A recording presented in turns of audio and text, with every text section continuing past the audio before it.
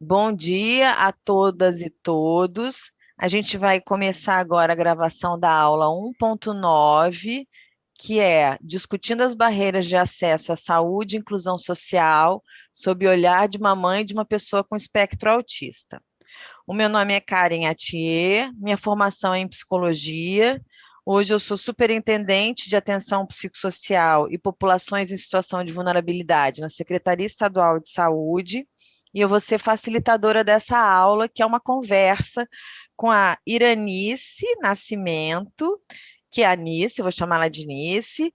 Ela é mãe do Paulo Igor, que é um menino autista de 27 anos.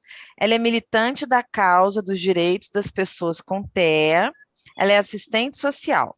E a gente organizou essa aula considerando algumas questões norteadoras que são a nossa metodologia de trabalho. Essas questões são: quais as barreiras encontradas para o cuidado integral do seu filho? E aí ela vai inspirar outras mães a poder pensar um pouco sobre essa discussão. Como você percebeu que ele precisava de cuidados especiais? Que tipo de cuidados eram esses? Onde você encontrou apoio para poder cuidar do seu filho adequadamente? Quais foram os maiores desafios e alegrias desse percurso? Assim, eu queria passar a palavra para a Nice, nossa professora na aula de hoje, para ela contar um pouco dessa experiência dela de mãe, mulher e de quem defende o direito de pessoas com deficiência e que tem aí uma longa jornada de trabalho e de respostas para esse desafio que a gente ainda tem nos dias de hoje. Obrigada, Nice, te passo a palavra. Tá bom, Karen, bom dia a todos. Eu sou a Iranice, né, e chamada por Nice mesmo, né, algumas pessoas me conhecem por Nice, né, tenho um filho com autismo, né, tenho a minha família, tenho a minha filha, Mara, e o meu esposo, Paulo, né, a gente, há muitos anos atrás, há 20 e poucos anos atrás, foram bem difíceis, né, para a gente encontrar pessoas com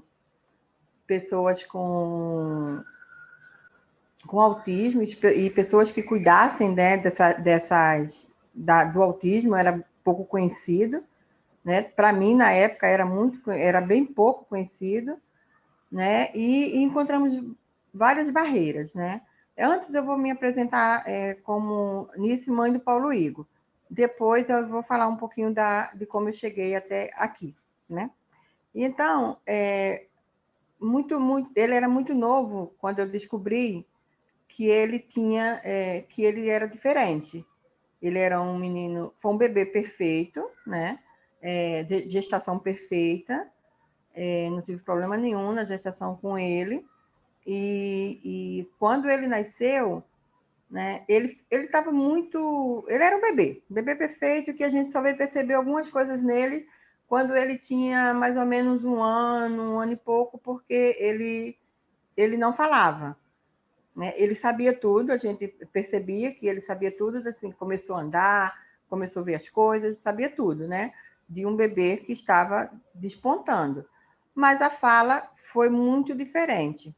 E aí começou a minha jornada, não, então o que, é que a gente vai fazer?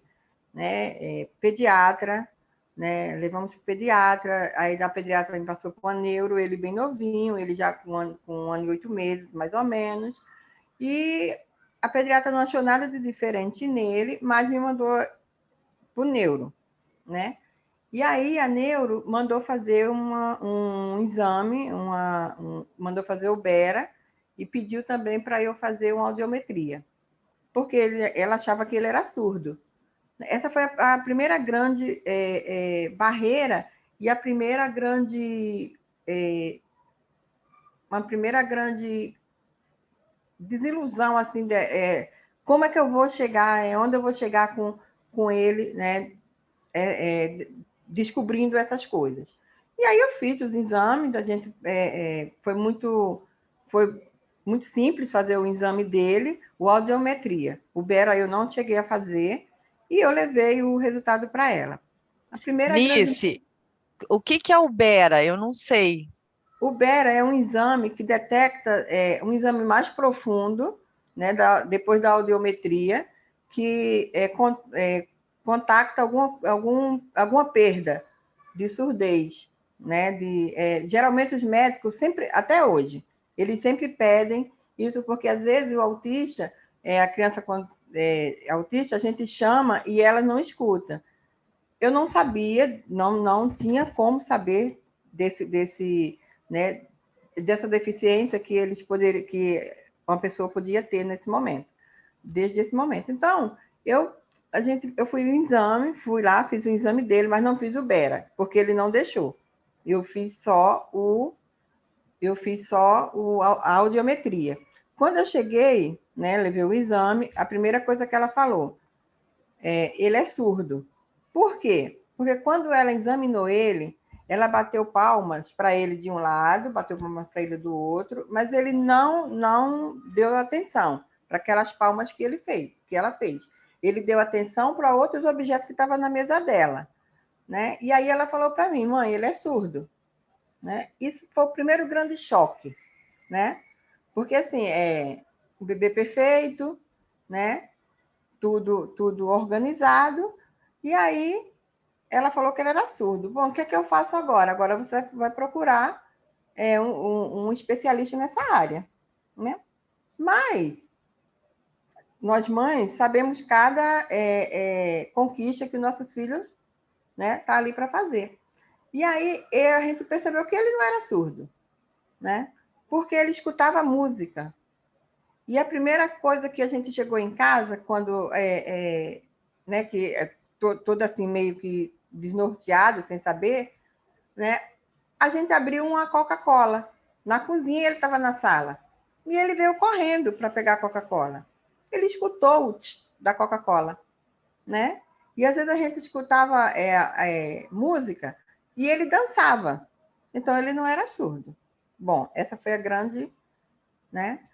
Mas o Paulo Igor fez 2 anos, né? E não falava.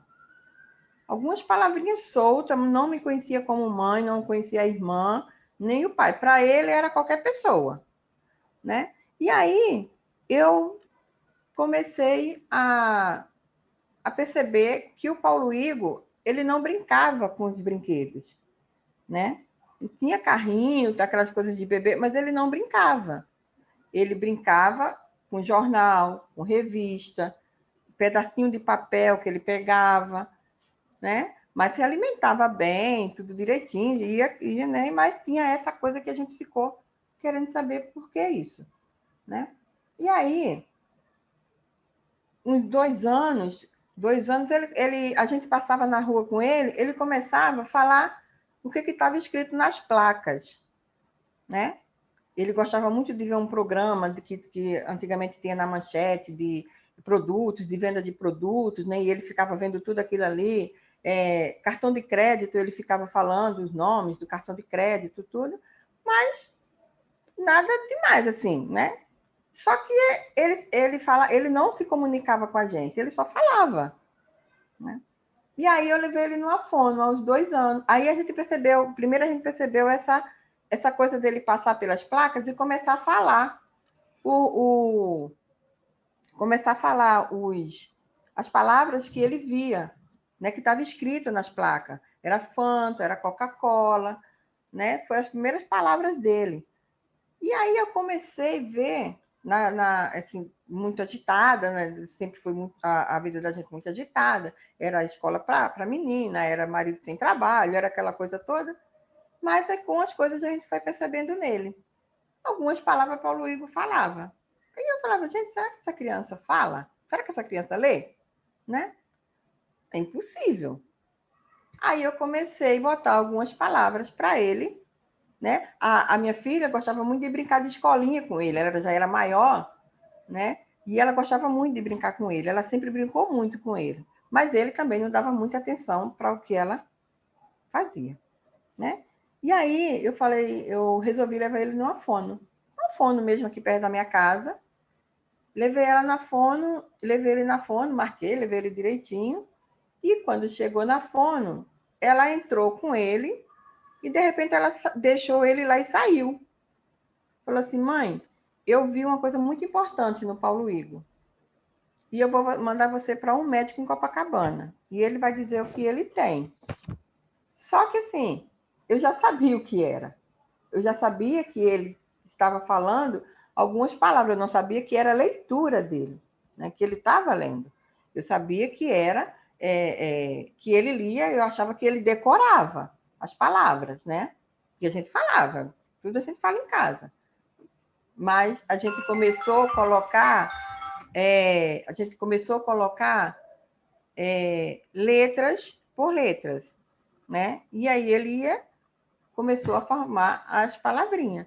E a minha filha, como ela tinha muito essa coisa de professora, que ia ser toda criança tem, né? Toda menina tem.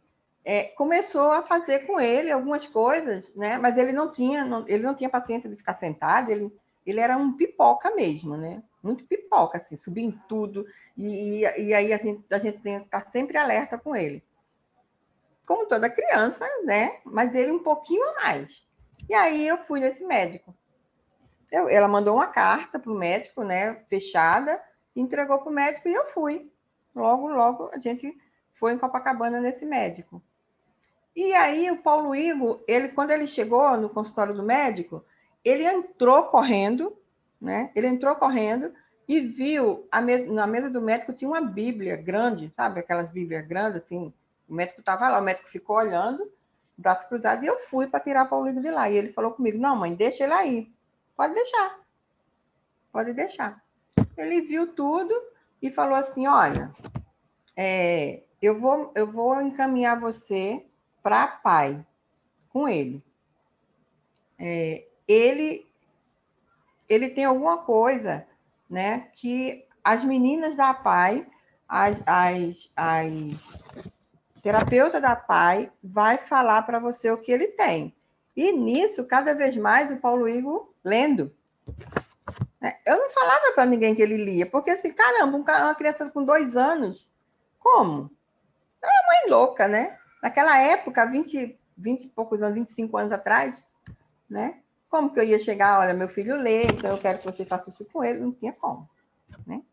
E a gente cada vez mais encantada com a leitura do Paulo Igor, né? E aí fomos para a PAI fazer aqueles aqueles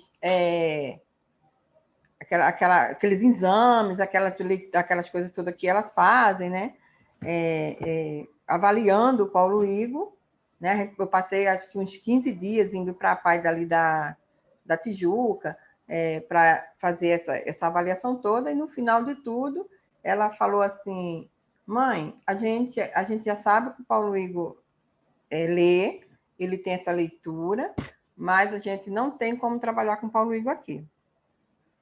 Aí eu ia agora. Aí ela mandou para Pestalozzi. Olha as barreiras que eu já estou chegando aí, né? Mandou para Pestalozzi. Quando eu cheguei eu não fui para Pestalozzi.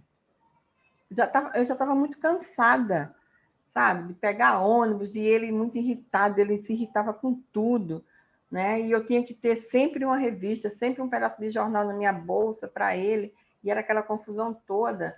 Eu não fui na Pestalozzi, né? Aí uma amiga me deu o endereço, até ela foi comigo nessa época, no Deolino Couto, dali em Botafogo, junto do Pinel. Fui para o Deolino Couto, chegou lá, ele também fez várias...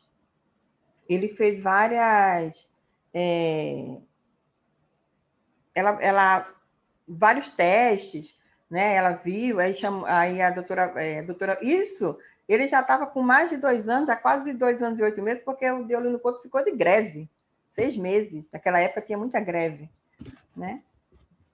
Mas eu fui para o Deolino, mas aí eu fui chamada, aí fizeram todas umas avaliações de Paulo Igor, foi a primeira vez que foi falado de autismo.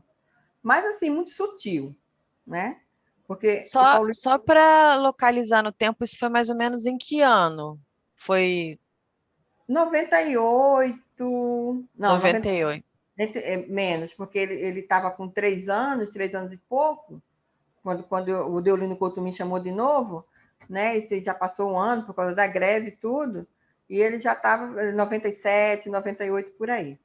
E aí, me mandaram para o Instituto de Psiquiatria Pedro II. Falaram de autismo, mas não me falaram nada.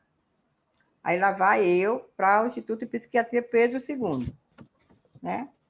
E aí, no Instituto de Psiquiatria Pedro II, fui para neurologista.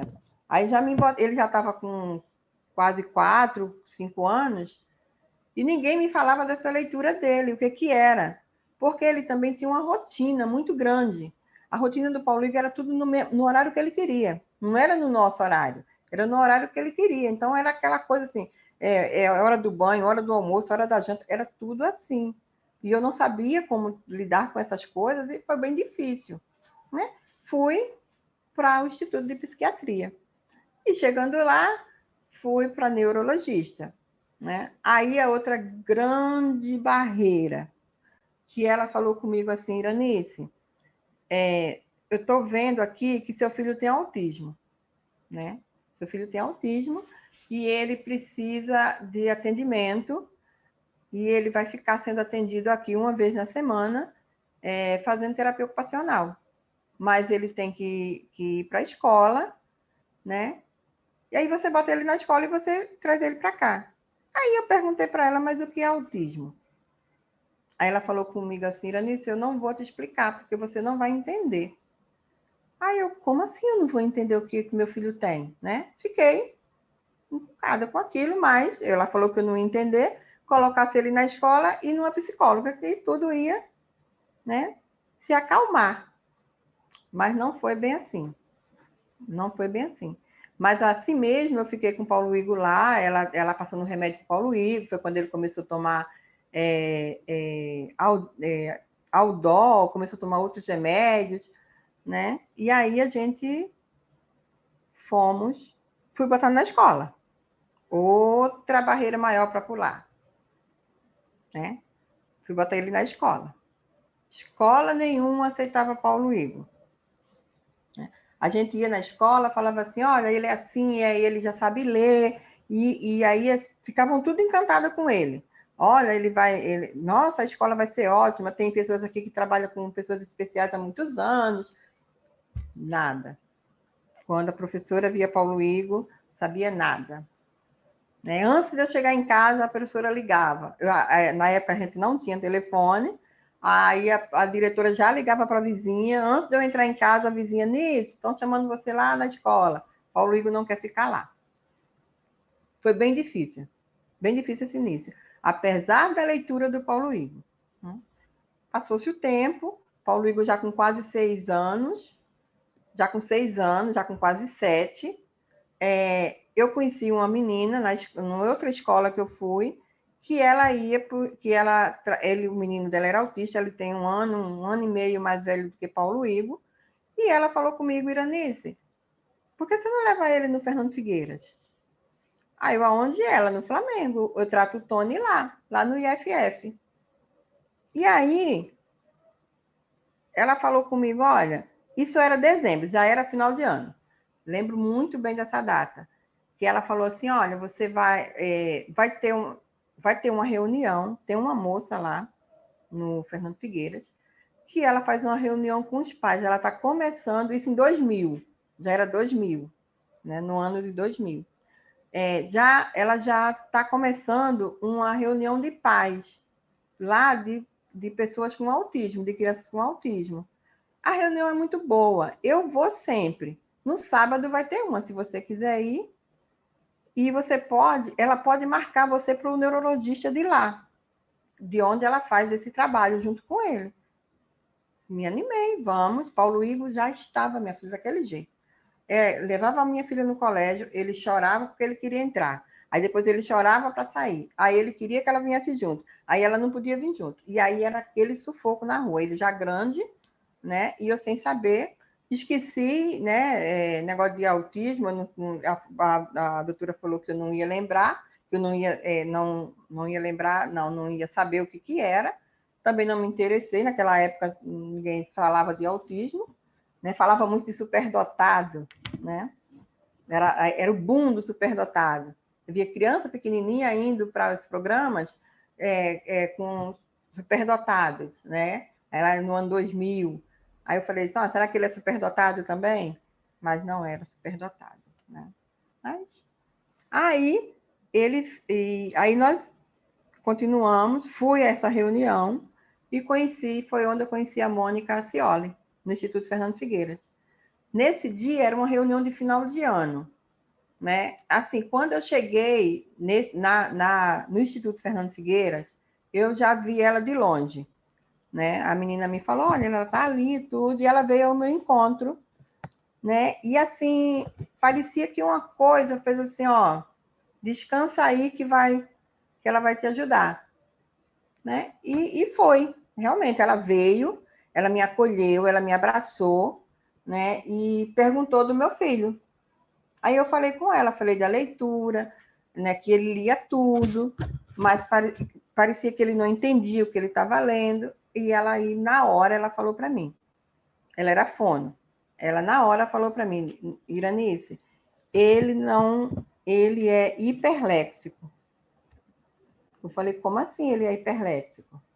Aí ela falou assim, ele é hiperléxico, e aí me explicou que era hiperléxico, que era uma leitura que vinha antes, aquela coisa toda, né? Vinha antes do conhecimento, das palavras, né? E esse Paulo Igor já crescendo, 6 anos e pouco. E aí ela começou a fazer um monte de perguntas por onde eu passei, falei tudo isso que eu já estou falando para vocês, e acabou a reunião. Né? Mas ela falou comigo, fica aí que eu já vim falar com você. Se despediu das outras mães, eu fiquei lá, conversei mais um pouco com ela, ela já marcou, já saí de lá com a data marcada para a doutora Dailton Pontes, que também já não está mais entre nós, era um médico conceituado do Instituto Fernando Figueiras, e ele fazia as pesquisas com crianças autistas, pessoas autistas. E me deu uma bolsa de Natal, né, cheia de brinquedos, porque ela arrecadava isso das empresas, e no Natal ela dava para aquelas mães do Fernando Figueiras. E aí o Paulo Igor foi contemplado com uma bolsa também, sem ela nem conhecer ele. Né? Chegando no Instituto Fernando Figueiras, na época, eu fui direto para a doutora Dailton, foi marcado, foi rápido, porque foi ela que marcou já na agenda dele, né? Naquela época se marcava na frente, né, de algumas pessoas, e aí eu furei fila, que hoje é proibido, né? Naquela época, para vacina é proibido, naquela época não era proibido. E aí, a primeira coisa, quando ele olhou para o Paulo Igor, que Paulo Igor, ele botou um papel na mesa, que Paulo Igor olhou, ele falou, mãe, ele é autista.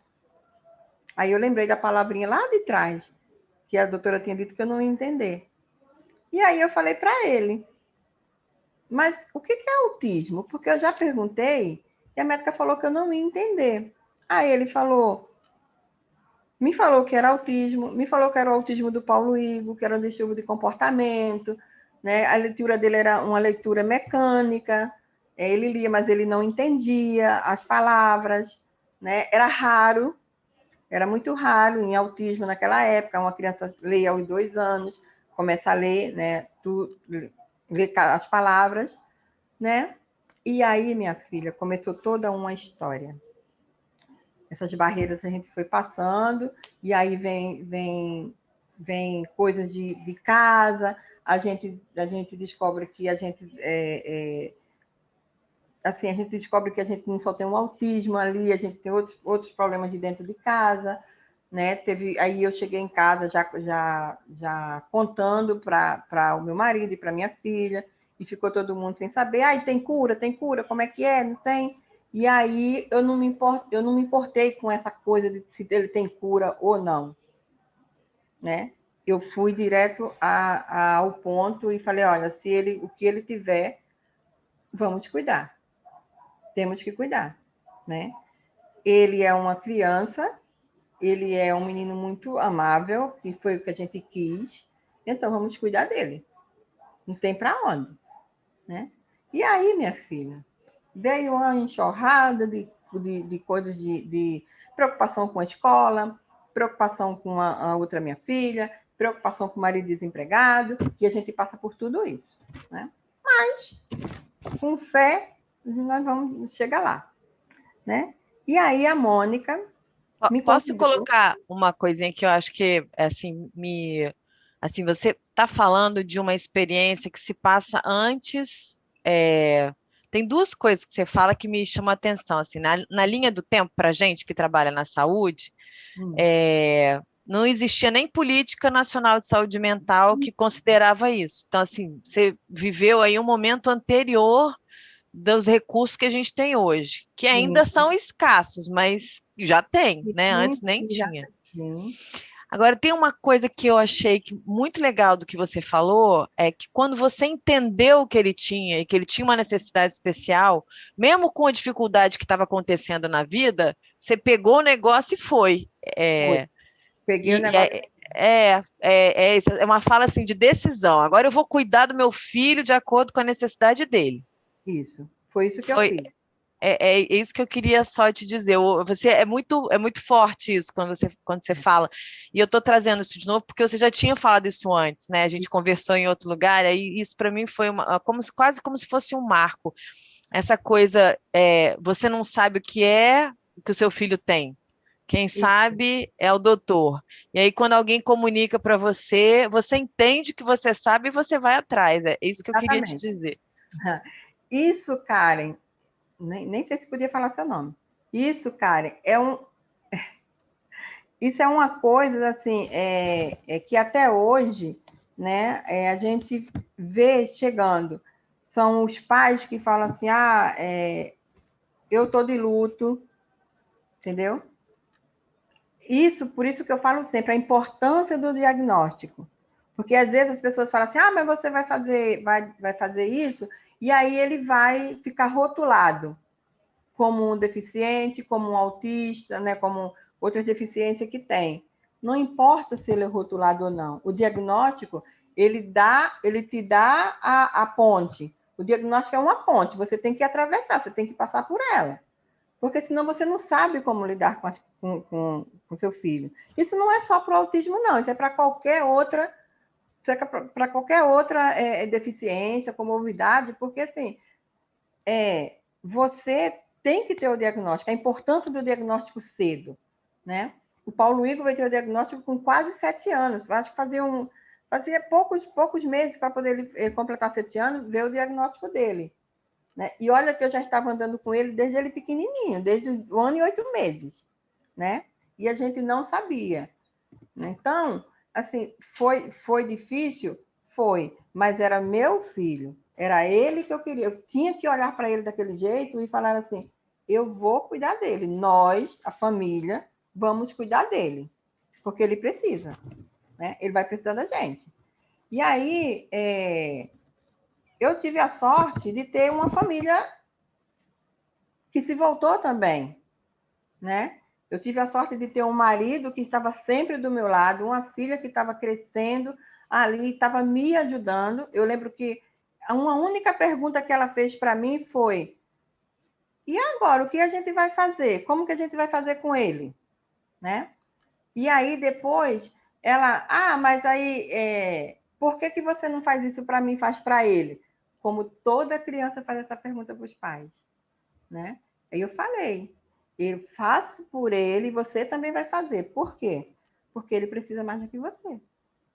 Eu estou dando isso aqui para ele, eu estou dando esse carinho, eu estou arrumando, estou cuidando dele mais do que você, porque ele precisa mais do que você. E ele vai precisar de mim, de você e de seu pai. E ponto. Foi isso. Sabe? E para mim, não foi uma sentença. Ele está doente, não foi uma sentença. Eu já escutei mães falar assim: aquele meu filho que eu esperava morreu. Agora eu tenho outro. Não, o meu filho é meu filho. Meu filho foi aquele que nasceu, né? Então, aí eu comecei indo às reuniões, né? Fui entendendo o autismo do Paulo Igor. Aí foi a história da escola, porque ele sabia ler, mas ele não interpretava, e ele crescendo. E isso, cara, é muito longo, é um processo muito longo, não é um processo que você vai começar fazendo com ele aos 7 anos, aos 8 anos ele já está matriculado, ele já está bem, ele já tem autismo, e a gente vai cuidar dele. Não é assim. Quando eu saí da sala da doutora Dailton, que ele me falou que ele tinha autismo, quando eu saí de lá, ele falou, eu perguntei para ele, e agora, o que eu faço? Você tem que procurar um lugar onde ele vai ser trabalhado, onde ele vai ter um atendimento psicoeducacional. Onde é que eu acho? Não tem. Não tem. Aí tem uma fono aqui, tem uma fono em Botafogo, tem uma fono na Barra, tem uma psicóloga não sei aonde. Quem aguenta? Ninguém. Ninguém. E aí eu comecei a aprender a lidar com ele, né? Falei, vou aprender a lidar com meu filho, comportamento lá em cima, sabe? Porque o que ele queria era o que ele achava que estava certo, né? Mas não estava. Ele não estava certo, né? E aí começou a minha busca. Começou a minha busca por escola, começou a minha busca por terapeutas, né? E nada. Ah, não, eu fico com seu filho, eu vou tratar do seu filho. Mas quando vi os comportamentos, não tem como ficar com ele, né? E aí eu comecei do jeito que eu ensinava para minha filha, eu comecei a ensinar para ele também. Comecei a trabalhar com ele em casa. E aí, nessas alturas, a Mônica já estava em contato comigo, eu também já estava em contato com ela. Então, ela era uma pessoa muito boa e ela falava assim, o que você precisar, você me liga. Né? Que ela também estava aprendendo o que era o autismo e como lidar com as crianças naquela época. Né? Ela já pegava textos dos Estados Unidos, ela já pegava algumas coisas, ela lia e trazia para esse grupo de pais que já estava ali. Às vezes, Karen, muitas vezes, só estava eu e ela. Né? Aí a coisa era melhor, aí eu conversava muito com ela, tirei muitas dúvidas, ela tirava muitas dúvidas, e aí a vida da gente caminhou paralelo. Né? Só para a gente poder falar aí da questão da barreira, eu acho que quando você fala, né, de você achou um espaço para tirar dúvida, para conversar com outras pessoas, como um espaço que te ajudou muito a enfrentar essas situações todas para frente, né? Então, acho que essa coisa da educação em saúde, da conversa, de você compreender qual é o problema que você tem que enfrentar. Às vezes até você nem tem um diagnóstico fechado, não é um diagnóstico simples também, né? Tem uma série de discussões sobre isso. Mas você entender qual o problema que eu tenho que enfrentar é um passo, acho que talvez fundamental para quem precisa se empoderar para enfrentar essas situações, assim. Sim, com certeza. E essas foram as maiores barreiras, porque eu estava ali até o diagnóstico, a gente não sabia, né? E depois que a gente soube o que ele tinha mesmo, que era o autismo, né? Que foi aí que eu comecei a ver que não só era ele, que tinha pessoas mais velhas que ele, que já tinha adolescente, que chegava mãe no Fernando Figueira já com adultos, né? Porque a gente só sabe quando a gente tem. Não adianta você querer fazer, eu vou ter autismo, vou me interessar por autismo porque é muito bonitinho e eu vou, né? Se você não tem um conhecimento, vai passar assim, a sua vizinha passa e não sabe o que é, né? Que isso na minha vizinhança eu já passei muito, né? Então, assim, umas barreiras que a gente tem que pular, que eu sempre falo, desde aquela época que eu falo para os pais, gente, é assim, o seu filho é o seu filho. Você não tem que chegar e se trancar com ele dentro de casa, né? Teve coisas que eu fiz, né? Até um livro que a gente tem aqui, né? De uma colega nossa que fez, que ela se inspirou aqui na mão amiga, que assim, teve coisas que eu fiz que eu não imaginaria que eu tinha feito. Eu fico lendo e falo assim, gente, eu fiz isso mesmo, né? Levar para parquinho, né? E quando chegava no parquinho, pegava um monte de terra, jogava para cima de quem estivesse juntos, né? Eu levava para a Quinta da Boa Vista, Dia do Trabalhador, sabe? Que loucura é essa, né? Levava para a praia, né? Com aqueles escândalos, meu pé está queimando, tem areia no meu pé, né? E a gente estava ali. Sempre eu e a minha filha. O marido tinha que trabalhar, porque a gente tinha que ter, né, dinheiro, e eu e a minha filha sempre junto com eles, né? Sempre junto com ele, ela sem deixar de fazer o que tinha que ser feito, na educação dela, nos estudos, né? Eu estava sempre de olho também, mas ele era a peça importante da minha casa. Era a peça onde a gente tinha que trabalhar e a educação ser mais dura, né? Eu tinha que ensinar um monte de coisa para ele. Ele tinha que ir ao banheiro, eu tive que ensinar. Ele tinha, naquela época, hoje a mãe fala assim, mas eu queria saber como que desfralda. Gente, desfralda uma criança normal, né? Não tem essa de você ter um manual, não tem uma receita. Cada um é cada um, né? Naquela época não tinha fralda descartável, mas meu filho foi para o banheiro, né? Fazia xixi aqui, fazia xixi ali, mas o lugar é no banheiro, sabe? Comer tem que ser sentado na mesa, não tem que estar correndo para lá e para cá, né? Eu lembro que até grande eu dava comida para ele na mão, na boca dele, né? Teve um dia que ele me fez raiva, ele não queria comer, e eu não sou, nós somos humanas, né? Eu falei assim, então você vai ficar com o seu prato aí em cima da mesa, você come se você quiser. Saí, fui lavar roupa, fui botar roupa no varal. Quando eu voltei, ele tinha comido. Cheguei pro meu marido e para minha filha, eu falei, nunca mais ninguém vai botar comida na boca do Paulo Igor.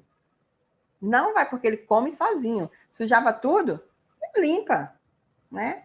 Ele se sujou todo, toma banho. Mas aí foi onde ele aprendeu a comer sozinho. Né? E tem umas coisas E assim... tem uma coisa que é legal, que a gente estava falando ontem, né? Quando nasce um filho, nasce uma mãe também, né? Acho que eu falei isso com Exatamente. você. E você também aprendeu a lidar com essa Sim, situação sim. no dia E a quando... dia, porque não é uma coisa simples. Você sabia que Não, ele tinha uma necessidade especial, e aí exatamente. foi aprendendo a lidar com ele, às vezes até de uma maneira mais dura, né? Comer sozinho, aí ao banheiro, que não foi uma coisa mágica, né? Que teve aí Não, uma. E que com qualquer filho é um pouco assim também. Se a gente não der uma dura, ele vai ficar esperando que a gente faça, né? exatamente isso. Ele vai ficar esperando, ele vai, né? Qualquer um, de qualquer um.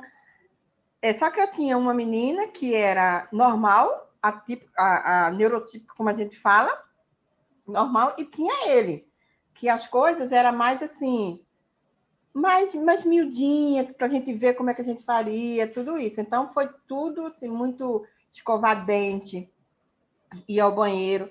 E a gente viu que a ida ao banheiro estava muito difícil, né? E o que, é que a gente fez? Ele sabe ler, ele já entende que tem que ir ao banheiro. Vamos escrever atrás da porta do banheiro tudo que ele pode fazer. Isso ele com 7 anos. 7, 8, já tudo que ele vai fazer no banheiro. Né? Vamos escrever aqui que é para ele o que faz no banheiro primeiro, o que vai fazer, o que faz um, o que faz outro, até o lavar da mão e o secar. Né? Escrevemos atrás da porta do banheiro. Né? Isso já era ideias da minha filha, que ela já estava ligada na situação, muito nova, né, com 10, né, 10 anos, mais ou menos, muito nova, mas já se ligou no que poderia ajudá-lo. E aí, foi assim que a gente fez. E aí, vamos para a escola, novamente. Nada, escola não, escola pública era muito difícil, até que tinha as salas de CT, né, que era de condutas típicas, na época já 2000, 2001 mais ou menos, porque tinha muita procura da deficiência dentro da escola, né? E aí foi indo esse tempo todo, aí ele ainda ficou 4 anos na escola pública, depois eu tive que tirá-lo, porque ele já estava já um pré-adolescente, e assim, ele era muito, ele era quando ele era, até hoje, né, as mães falam, quando a gente não faz o que eles querem, né, aí eles dá comportamento, se joga. Eu lembro muito quando na minha rua, era perto da escola, e aí a gente levava ele para a escola, ele se agarrava num poste e ninguém tirava ele daquele poste, porque ele não queria ir para a escola, né? Só era o que ele queria. Mas, como ele tinha uma mãe, né, tem uma mãe muito persistente, quando passava aquela coisa dele, não vou, e eu tô ali, tá bom, então você não vai, então você não vai. Quando ele saltava do poste, e aí, vamos para a escola. Mas vai, você agora já soltou do poste, o poste vai ficar aí, vamos para a escola. Aí ia para a escola. Entendeu? Teve muitas coisas, Karen, que eu ensinei a ele, que é a importância, como a gente estava falando ontem mesmo, a importância dos pais conhecerem seus filhos, né? A importância de uma mãe ou de um pai, porque tem pais também que conhecem, né, os seus filhos. Essa que é a importância de você ter a hora, né, de chegar e forçar e ter a hora de você também recuar, né, de conhecer mesmo a sua criança, né? Não olhar o autismo dele, né? Eu acho que eu tive alguma sorte de não pensar. Eu acho que eu ainda fiquei com aquela coisa da doutora falar para mim assim: você não vai entender o que é autismo? Eu fiquei com isso e falei assim: não, vou caminhar, então vou caminhar com ele. Lógico que depois eu vim saber o que era autismo, tudo, mas ainda ficou aquela coisa assim: eu vou tratar ele como um menino, como meu filho, né? O autismo a gente deixa um pouquinho de lado, mas ele precisava de uma educação, né? Ali que todo pai, que toda mãe tem que dar para o seu filho, ele é autista ou não, né? Então, foram muitas coisas que foram ocorrendo na minha vida, né? Que não só tinha o autismo dele, que não só tinha várias outras coisas, como eu já falei. Eu tinha uma casa, né? Eu sou esposa, né? O marido tinha que prover a casa e eu tinha que dar a resposta da minha casa, né? Eu tinha que ensinar a minha filha, eu tinha que dar uma conta da casa, tinha que lavar roupa, tinha que passar, tinha Paulo Igor, né? E fiz muita coisa. Você não aprender matemática? Não aprendia matemática, né? Como que eu vou ensinar o Paulo Igor a aprender a matemática? Manda ele pegar 2 batatas na geladeira, né? Paulo Igor, pega 2 batatas na geladeira. Você trouxe quantas batatas para mim? Né? Pega uma cenoura. Aí daqui tem quantos objetos tem aqui? Quantas verduras tem aqui? Sabe? E aí a gente foi. E aí a gente foi caminhando. E aí, talher. Quantos talheres tem? Quantos garfos tem? Quantas facas tem? E aí a gente foi. E aí a educação também, muitas vezes a gente chegava, muitas vezes a gente passava também nos restaurantes, né? Na porta do restaurante, e que tem aquelas mesas, aqueles barzinhos que tem aquelas mesas fora, quando a gente olhava, Paulo que estava com uma Coca-Cola na mão. Gente, esse cara pegou essa Coca-Cola. E a pessoa lá atrás olhando. Volta, vai. Não, aí era um comportamento na rua. Você vai voltar, você vai entregar. Ninguém te deu? Como assim? Isso não foi uma nem duas, não. Né? Aí depois aí eu falei, vamos comprar uma Coca-Cola para ele não fazer mais isso. Quando a gente passar no barzinho, ele já está com a Coca-Cola na mão. Não. Ele vai passar e ele não vai pegar. Né? Porque assim, tem coisas que nós pais temos. Eu sou uma paraibana, então tenho sangue, né? Como dizia papai, como dizia meu pai. A gente tem que dar amor, mas educar. Seja um filho autista, seja um filho deficiente, ou seja um filho que não. Eu acho que tem que ser dessa maneira, entendeu? E aí foi quando eu comecei mesmo a lidar com isso tudo. Quando eu comecei a lidar... Oh, mas saiu aqui. Só um pouquinho, Karen.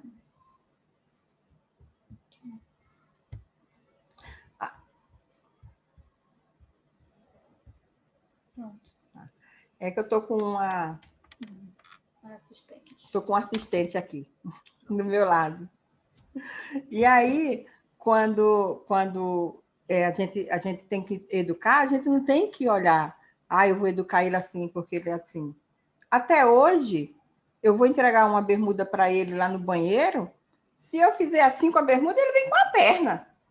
1,80 m. Que é isso, Paulo Igor? Não, tome, bota a sua bermuda. É porque eles são assim, né? Eles são desse jeito. E fazer o quê? Né? Então, teve muita coisa que eu peguei, mas isso também, cara, eu tive ajudas boas. vou até abrir um parênteses aqui, que eu tive pessoas que me entenderam também, né? Tive pessoas que falavam Isso assim, deve olha, ter sido muito fortalecedor, né? Ter gente do muito, seu lado também. muito, muito fortalecedor, né?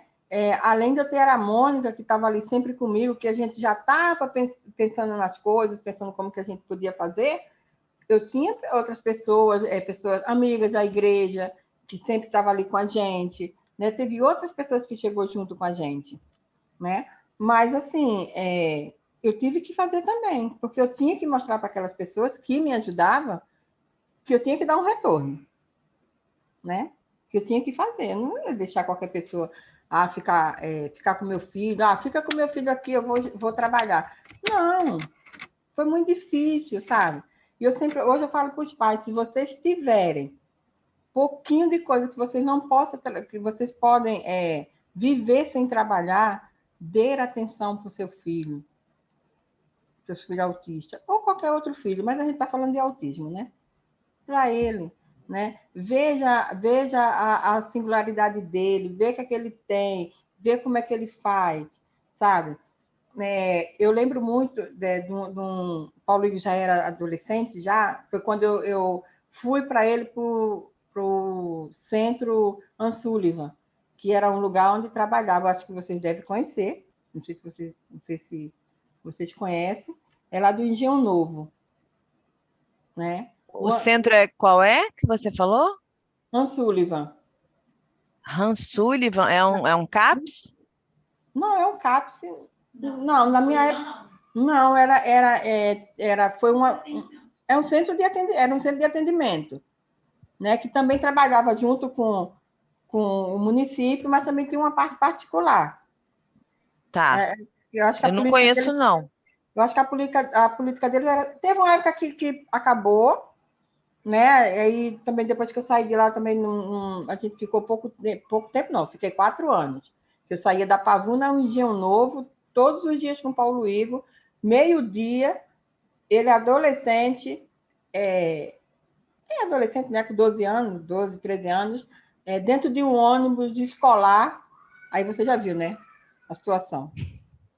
Já viu, né? Já Paulo Igor, vi. adolescente, aquelas meninas dentro do carro, dentro do ônibus, aqueles meninos falando todo tipo de palavrões que não devia e que eu não queria que o meu falassem, né? Eu não queria, não gostava, nunca gostei, ele nunca falou, né? Às vezes ele escapa, desculpa, mamãe, né? Até hoje, né?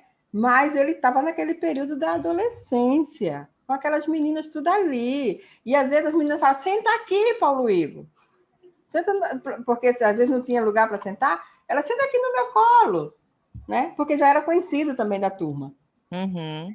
E aí eu tinha que lidar com todo essa coisa assim da adolescência, da sexualidade. Eu fui aprendendo também a lidar com isso. Fui fazendo muitas coisas com ele para ele se controlar, né? E nesse período da adolescência foi muito difícil. O comportamento dele ficou lá em cima, sabe? Ele me machucava, ele mordia quando ele não tinha, quando eu não deixava ele fazer as coisas, eu chegava em casa toda mordida, sabe? E uma vez, eu lembro muito que quando eu fui lá para o Anne Sullivan, eu tinha que pegar um ônibus na Pavuna, para o Meia, do Meia pegar para o Engenho Novo. Tinha uma banca de jornal naquele, porque ele sempre foi muito vidrado em tudo que era papel de jornal, né? A gente tinha uma caminhada para São João, da Pavuna para São João do Meriti, em todas as lojas ele tinha que pegar encarte. Eu chegava com uma bolsa de encarte, morta de cansada, porque ele entrava em tudo quanto era na loja. E aí eu entrava e fazia tudo, até ele passar.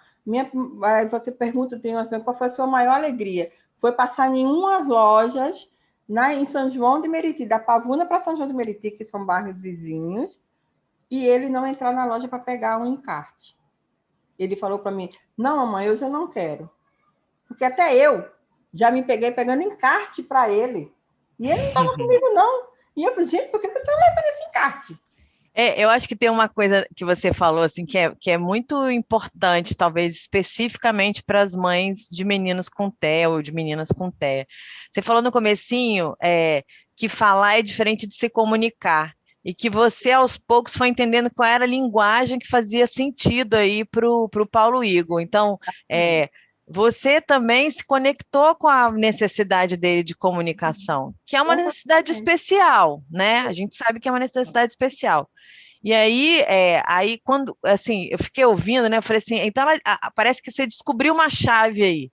Descobrir qual é a chave para poder educar o Paulo Igor, dar limite para ele, como com qualquer criança, dizer para ele que não dá para fazer tudo que ele quer na hora que ele quer. Não pode. Aí tem uma chavinha aí da linguagem da comunicação que eu acho que pode ser importante para as mães que vão ouvir essa aula, ou Sim. familiares, ou até profissionais de saúde mesmo, ouvirem e se apropriarem disso também a partir de uma experiência viva, né? Porque é isso que você falou. Eu posso falar algumas coisas sobre autismo, mas eu não tenho a experiência que você tem. É só você que pode dizer dessa experiência específica. Como é que a gente, através desse curso, pode lançar essa faísca, né? Esse negócio de ter esse nome, para que as pessoas possam entender, para além até da questão do autismo, eu acho, né, a importância de conhecer e reconhecer os seus filhos. Isso aí tem que ter condições também, né? Eu acho que aí você citou algumas coisas que são difíceis nesse Eu acho, processo. eu acho, Karen, que tem uma. Eu sempre falei isso, né, para os pais, até mesmo para as educadoras aqui na Mão Amiga. Você tem que dar voz os pais. Os pais têm que aprender. Os pais vão aprender a educar seu filho, né? Ele é autista, não tem jeito, vai ter que aprender, né? Mas o profissional, seja ele o neurologista, a fonoaudiologia ou qualquer outra pessoa que vai lidar com seu filho, sempre falei isso. Escuta os pais. Os pais precisam dessa escuta. Porque às vezes o Paulo Igor não estava bem, eu via que ele não estava bem, né? Eu chegava lá no centro e falava assim, olha, hoje o Paulo Igor não está bem, ele está meio agitado, ele está meio nervoso, né? Mas elas não me escutavam. Aí o que acontecia? Elas tinham que fazer aquilo que estava previsto para fazer naquela aula, né? Previsto para fazer naquele dia com ele. E ele não estava bem. E o que acontecia? Comportamento lá dentro. E o que acontecia? A mãe, olha, leva que ele tá desse jeito. Eu saía com o Paulo Igor, nervoso, chorando, me machucando para entrar no ônibus, em 2 ônibus para vir para Pavuna. Falei assim, gente, eu falei para você, olha, escuta a mãe. Aqui na Mão Amiga, quando a mãe chega, que a criança começa a chorar, não, no atendimento a criança começa a chorar, aí eu falo já escuto e vou lá. Vou lá conversar com a mãe. Mãe, o que aconteceu hoje? Ele não dormiu bem. Eu falei, pois quando você chegar aqui, você fala.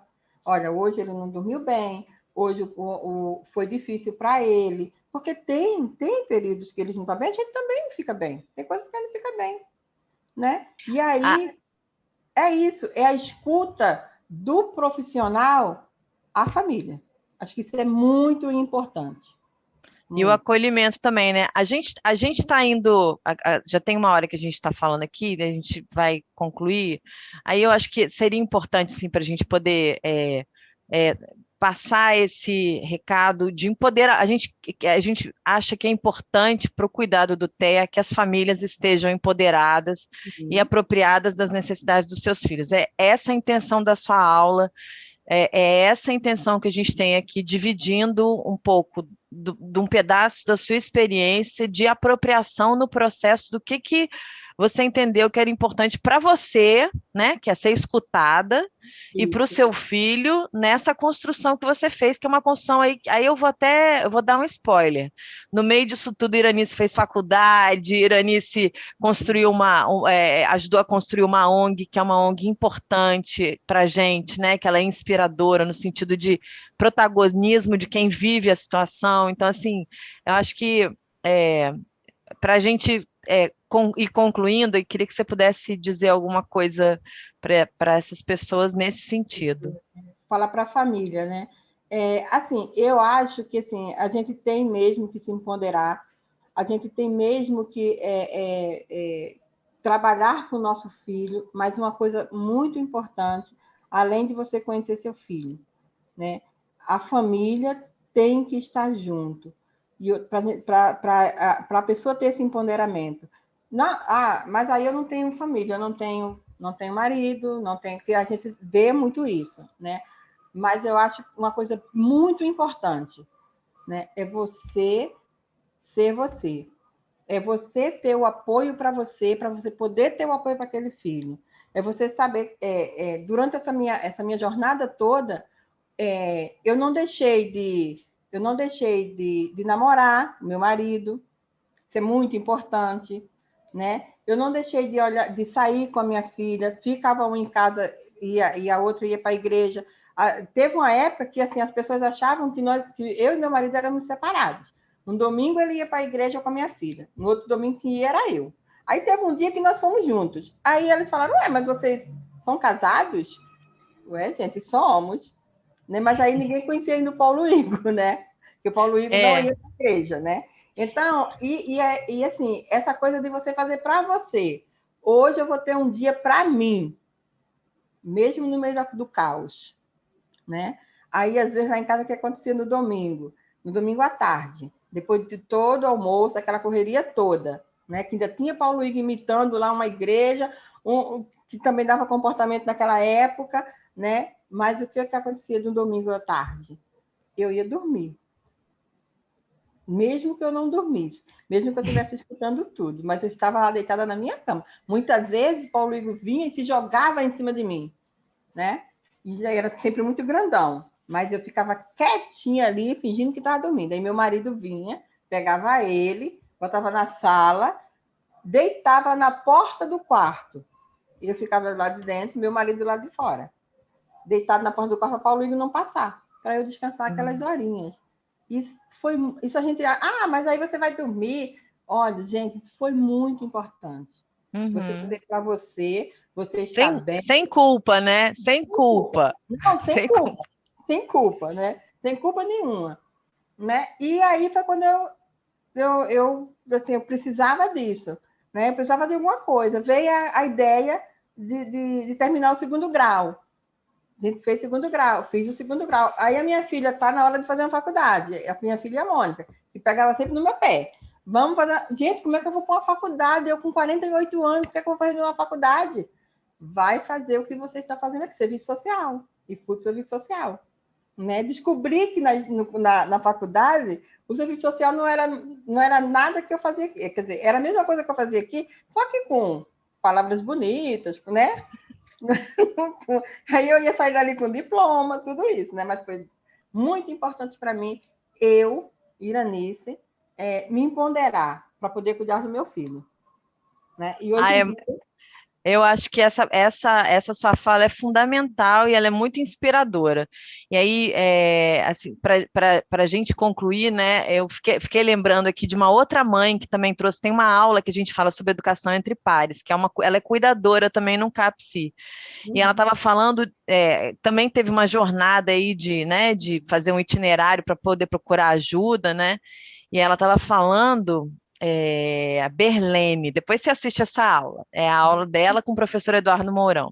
Ela estava falando o quanto é poderoso o acolhimento, onde tem outros pais para poder se ouvir, para poder se ajudar, para poder entender tudo isso que você entendeu. Numa história onde não tinha essa oferta ainda, a gente tem menos do que a gente gostaria, mas hoje a gente já tem, né, clareza de que tem direito, clareza de que pode estar nos espaços, né? Porque um tempo atrás era escondido, né? E aí tem algumas pessoas que ainda, por conta do estigma, escondem mesmo, né? Tem diferentes formas de se relacionar com isso. E aí eu acho que essa coisa de valorização do lugar do pai e da mãe para que ele se empodere é uma questão que eu acho que é importante para a gente poder enfrentar essa situação do cuidado mesmo. Faz bem a família, né, Karen? A família tem que se juntar, isso faz muito bem, né? Tem que saber da sua filha, saber do seu filho, saber o que está acontecendo ali, né? E uma coisa que também, eu sempre falo aqui, né? Uma vez uma criança autista dentro de sua casa, a família toda fica. Não tem jeito. A família toda será trabalhada como autista. A gente não tem, a família não tem que se adaptar àquela criança. A criança tem que se adaptar a gente. Eu acho que é isso. Sabe, a criança tem que se adaptar ao nosso jeito, porque nós somos os pais, né? Eu falo muito com os pais aqui, gente, você tem que saber que você manda na sua casa. Você tem que mostrar para o seu filho que o seu filho está ali e que ele tem que fazer o que você acha que é o melhor para ele. Tem que entender isso. Ele é autista não, porque a criação é isso, né? E eu fiz muita coisa assim, eu fiz muita coisa para o Paulo Igor. De andar com o Paulo Igor a pé quilômetros, porque ele deu comportamento por causa de uma revista, e chegar na instituição e falar, ele falou nesse dia, hoje eu estou nervoso. E a instituição não fez nada por ele. Quem teve que fazer fui eu. Entendeu? Quem teve que fazer fui eu, porque ele não passou o horário que tem que passar lá, porque ele deu comportamento e ela me mandou vir para casa com ele. Aí, como que a gente faz? A criança aqui, ela não sai dando comportamento, ela tem que respirar e sair bem. Porque tem uma mãe lá fora ansiosa para pegar ele. Né? É muita história, né, Nice? É muita história, dá muitas aulas, viu? Eu só quero só falar um pouquinho dessas coisas que a gente falou agora, que eu quero fechar, né? Se vê o horário, mas eu vou ter que falar isso, né? Porque nessa caminhada toda teve a Mão Amiga, teve a Mônica, a gente formou um grupo de pais e a gente fundou a Mão Amiga, só que 3 meses depois só tinha eu e a Mônica. 3 meses depois, isso lá em 2001. E a gente só se separou agora porque ela foi embora, né? Mas ela está me ouvindo, ela está ali na foto, ela sei que ela está me ouvindo, ela está aqui do meu lado e rindo da minha cara, porque hoje mesmo eu falei com a menina que ela chegava para mim e falava, você acha que tem cura? Eu chegava aqui, assim, toda nervosa, né? Porque Paulo deu comportamento. Você acha que tem cura? Você tem que passar por isso para você passar para outras mães. Isso é seu papel, é sua missão aqui, né? Eu acho que eu tomei isso como lição e missão e né, tudo isso. Mas a gente tem que ver, eu tenho 4 princípios aqui na Mão Amiga. E é o princípio do bem viver com autismo. Hoje a gente se vê bem com tudo, né? E a gente tem que viver bem com autismo, a família tem que viver bem com autismo. O primeiro princípio, nós somos diferentes. Não somos iguais, somos diferentes, né? A gente tem milhões de autistas mas somos diferentes, né? Nenhum é igual ao outro, somos diferentes. O autismo como possibilidade da diversidade humana, né? E da neurodiversidade, que a gente sempre fala, da neurodiversidade, né? Pais são especialistas nos seus filhos, tá? Demorei a entender, porque assim, eu sou mãe, o especialista é a fono, é a médica, não, nós somos especialistas nos nossos filhos, os pais, porque a gente aquela coisa que eu já falei para você, é aquela coisinha que a gente conhece lá em casa, né? Lá em casa. Se a criança não dormiu, o pai vai chegar e vai falar, olha, ele não dormiu bem, ele está assim, né? Ele não comeu direito. Isso é os pais ser especialistas nos seus filhos e passar isso para os especialistas, né? Mas isso aí. Né? Cada um no seu quadrado, né, Nice?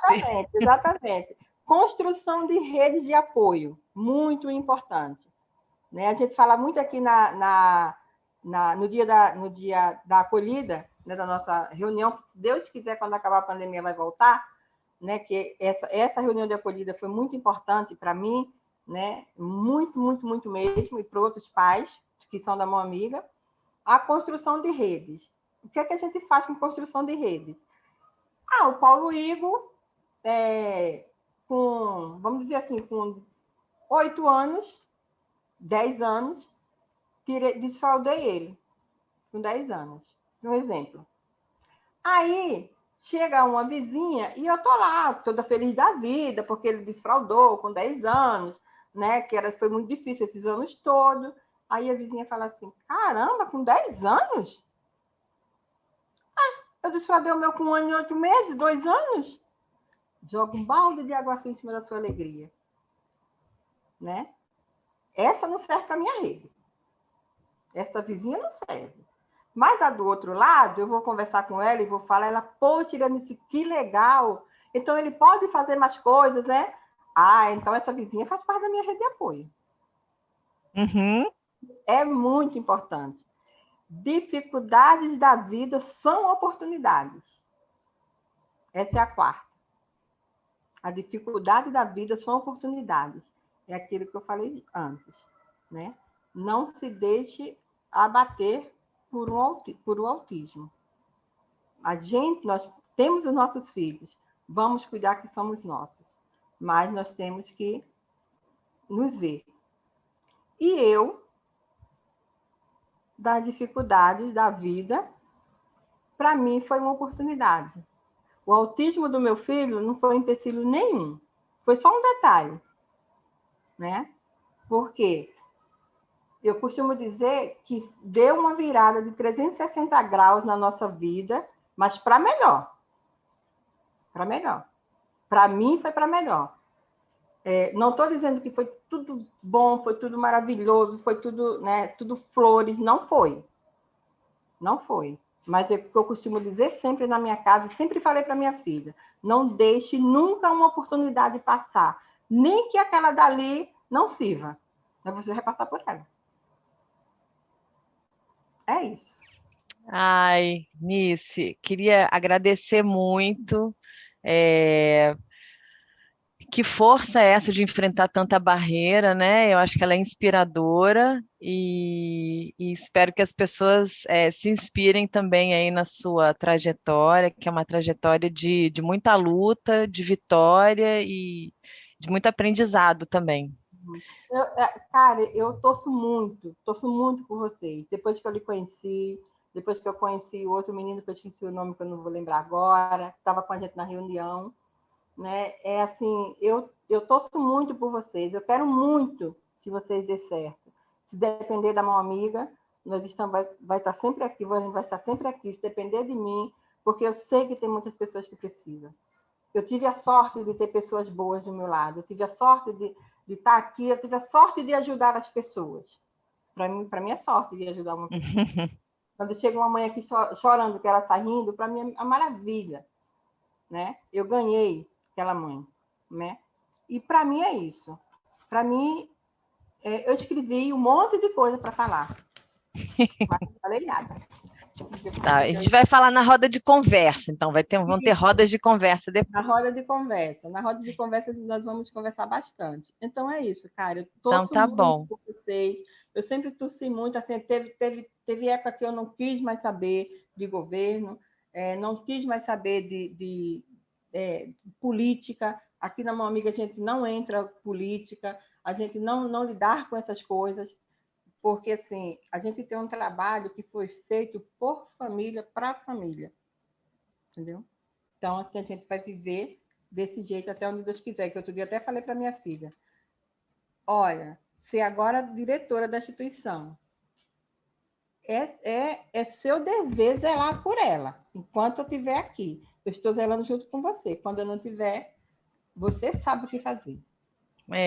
É isso. Tanto eu quanto a equipe, o Daniel Elia, que é o nosso coordenador, a gente sabe também do nosso dever de trabalhar na linha de políticas públicas inclusivas e que sejam boas para as pessoas, né? Sustentáveis. O mundo tem que avançar. Sim, com Tá certeza. bom. Eu quero muito que isso aconteça. Eu quero muito, porque já são muitos anos que a gente está na batalha. Eu sei que tem mães que fez leis, tem pais também que são ativistas. Eu não sou o ativista, eu não sou aquela mãe ativista só daquele dia 2 de abril. Eu não sou aquela mãe, eu não sou aquela pessoa ativista ali, só do dia 2 de abril, que vamos fazer lacinho, vamos fazer um monte de coisa, deixar o Cristo azul lindo, maravilhoso, para quem pode fazer. Uhum. Quem pode. Para quem não pode, bota o pé no chão e vamos seguir em frente. Aqui na Mão Amiga, a gente está desde 2001 acolhendo. Como dizia a Mônica, quem passa pela Mão Amiga nunca vai dizer que eu passei por ali e não escutei nada. Tem sempre alguma coisinha que leva. Porque Muito assim, obrigada. o autismo, aqui na Mão Amiga, todos os dias ele é falado. Todos os dias ele, né, tem a sua, tem a família que chega, que a gente está ali falando do autismo. Então, o autismo não é só a conscientização do autismo não é só no dia 2 de abril. É a vida toda para quem tem autismo. É isso. Muito obrigada mais uma vez e a gente se reencontra nas rodas. Se Deus quiser. Obrigada.